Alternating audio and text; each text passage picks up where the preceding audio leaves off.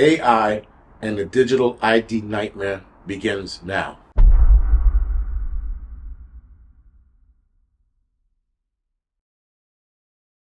All right, guys. So a couple of weeks ago, there was a huge protest in the UK in regards to the digital ID and how a lot of people are just not on board with this type of control. Now, Americans are against it as well, but the thing is, what's going on in the UK, the elites are looking at and going, all right, that didn't work well over there. Let's implement something different in the United States, something less intrusive.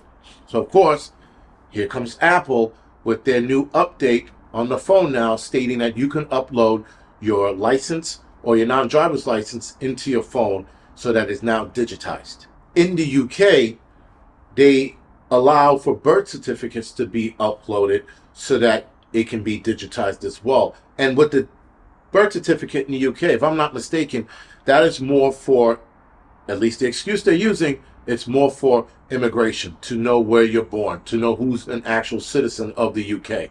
Which again, absolute BS. It's the worst BS I've ever seen. Nonetheless, that's the excuse they're using. So here in the United States, they came out with something called the Real ID. Now, the Real ID has been around for a few years. It's not anything new. But the push for every American citizen to get it is fairly new. Now, the deadline was back in May, I think, of this year. And only 61% of Americans signed up for it.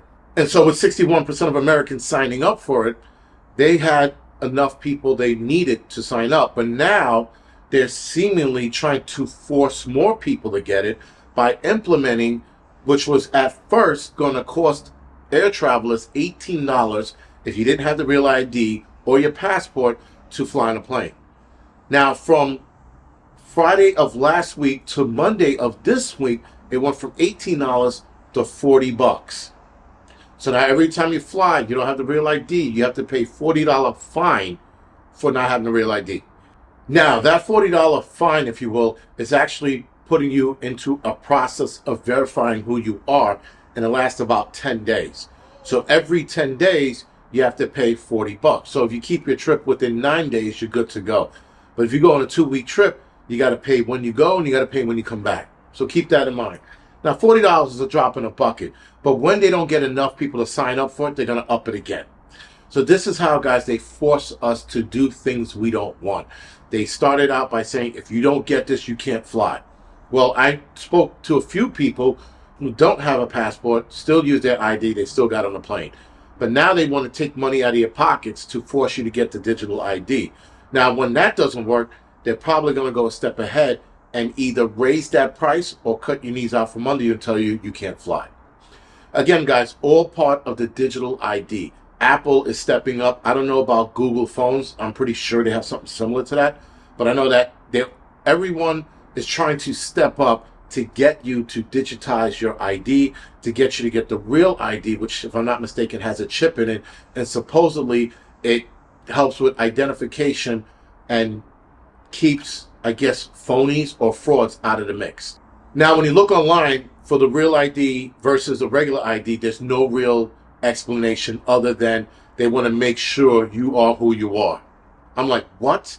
You could probably fake the digital ID. And yes, some people say there's a chip in it. From what I heard, there's some kind of code bar or something inside of it that only they can read. But again, give hackers and give fraud guys enough time, black market guys enough time, they're going to figure it out. So it's not about ID, it's not about verification, it's about total control. Now, the digital ID, or rather the Real ID, gets uploaded into the digital ID. I don't know what that does. But now, guys, once your shit is digitized, now comes AI. Now, they're releasing AI as a gain for some people with carbon footprinting. They've done it in the UK for a couple of years now. They're starting to implement that, or going to start implementing that, here in the United States.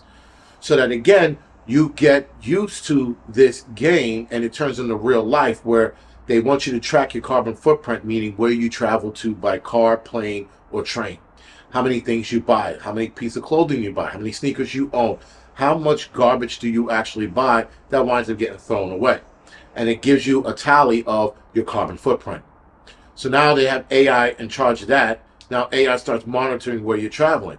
Then it starts suggesting, do you want to take this trip now, or do you want to wait a couple of months till your carbon footprint levels come down, and then you can go on your trip? How about you save some money by not buying new clothes, buy secondhand clothes? These are the things, guys, that they're already starting to implement, and it's all going to come together. The problem is Americans don't see it. Americans are looking at this as a game. There's some people looking at this as impossibility, that'll never happen. Some people are just oblivious to it. And then most people are just going along with whatever they're being told, like cattle. So they're just walking by going, okay, yeah, I'll go along with this, not having a clue to what this is going to lead to. And this digital ID nightmare, guys, that's starting to pop up,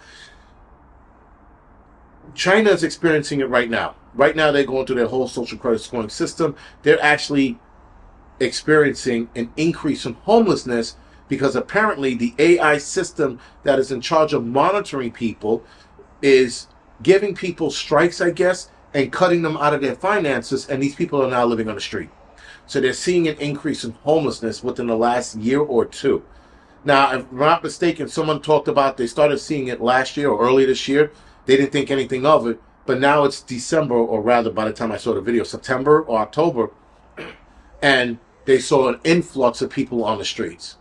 So this is AI now getting people out of their home or shutting people out of their finances, screwing things up. And if that happens here, we are undoubtedly going to see that. Bad enough, guys, like I explained before, there's a YouTube ban right now of 20 million channels that were taken off of YouTube as per AI.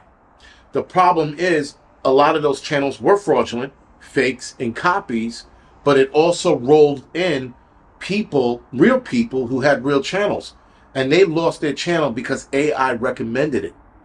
With no human intervention, there's no way for a lot of these channels to get back. And in fact, YouTube is seemingly hemming and hawing and trying to not get involved, but they just cause people their livelihood. Now, I do not care what you guys think of content creators and making money and all that stuff. A lot of these people are dependent on this. It's their job. Doesn't matter how you want to look at it or whether you agree with it or not, it's irrelevant. What sucks is that these people who were making a few $1,000s a month, up to 20, 30 grand a month, are now making nothing because this AI said, oh, this channel's a scam. And trying to get in contact with a human on YouTube right now is virtually impossible. So if you want to see, guys, where this AI control looks like, or what it looks like, excuse me, look at what's going on in China. That is our future if we don't get ahead of it and stop it before they fully engage this AI nonsense here in the United States. Because if it doesn't, a lot of us are going to be homeless and living under bridges, and I'm fucking fine with it, but I know a lot of people are not. There's going to be a lot of homeless people if this thing gets enacted by 2030, which is their deadline. Now, their other deadline, if I'm not mistaken, is 2050. If they don't meet the 2030 agenda, there is a 2050 agenda. So there is that. That's their backup, I guess, and I don't want to know what that looks like. Though I think if they have to go to the backup of 2050, things are going to get a lot worse. Other than that, guys, this is the Angry Prepper. Thank you for watching.